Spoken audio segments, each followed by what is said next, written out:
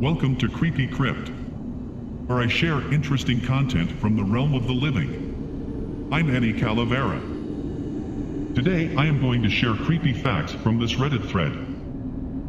So, dim the lights, sit back, relax, and let's get started. The first known human cannibal was a Neanderthal whose victims' 100,000-year-old bones were discovered in Moulagursi, a cave in France.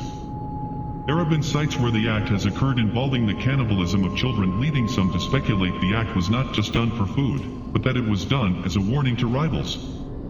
Some anthropologists suggest that cannibalism was common in human societies as early as the Paleolithic.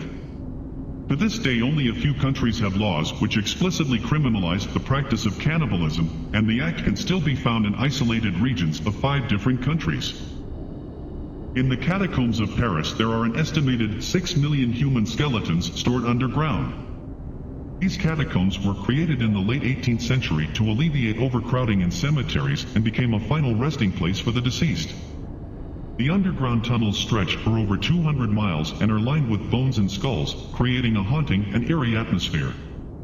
Venturing into the depths of the catacombs can be an unsettling experience, especially considering the sheer number of human remains that can be found there. When a star explodes, it releases a gamma blast that can destroy everything in its path.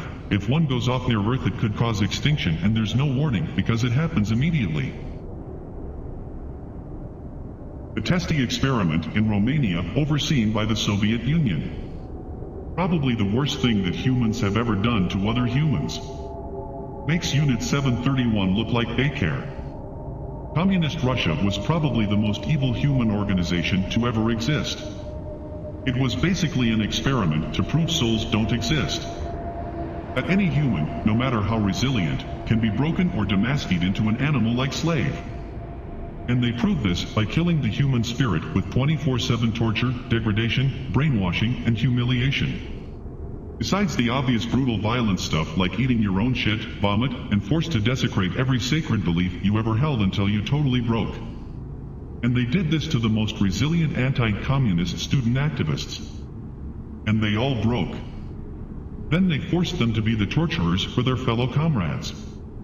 With the threat that if any of the tortured admitted that they were the guard that shown them a shred of mercy or leniency, they would be sent back to the beginning of the program to experience it all again, which most did several times. If these prisoners were given even the slightest chance, they instantly tried to commit suicide.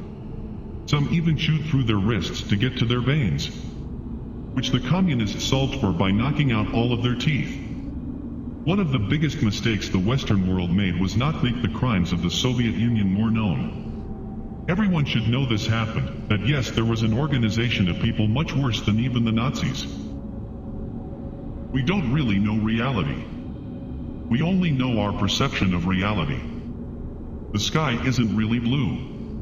The gases in our atmosphere scatter the shorter wavelength frequencies of the visible light spectrum, that is, blue, indigo, and violet. Yet, we only see blue. The rest are still there, we just don't see it. There is a lot we don't see. There is a lot we don't hear. There is a lot we cannot perceive.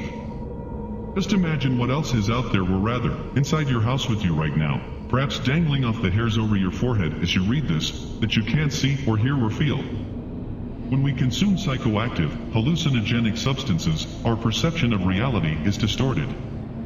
The 5 senses are inadequate for describing the experience because we are able to perceive differently from what languages, and by extension, our own minds, have been developed to describe. There is a great, overarching blackness, a mystery of the universe that you cannot know.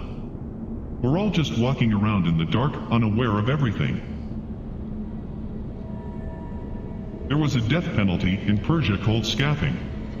It involved hollowing out a log large enough for a human body to fit in, with holes for the head and limbs, so they stick out and are exposed. Or a person is trapped in between 2 small, fitted boats. The victim is force-fed milk and honey, then their face and limbs were covered in milk and honey.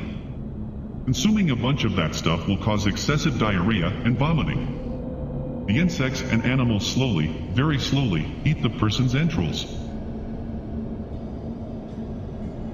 Anyone heard of teratomas? They're tumors that grow in your body that can be made of many different types of cells around your body, including brain cells. They also often grow hair, teeth, and even eyeballs. In the case of a cerebral teratoma, your immune system attempts to destroy the tumor, but once it identifies the brain cells, it determines that brain cells are threats, so your own immune system begins to attack your brain. Look up the monsters inside the episode on Kiera Eccles. Terrifying stuff. Thank you for joining me today. Don't forget to like and subscribe for more interesting content. And I hope I don't see you for a very long time.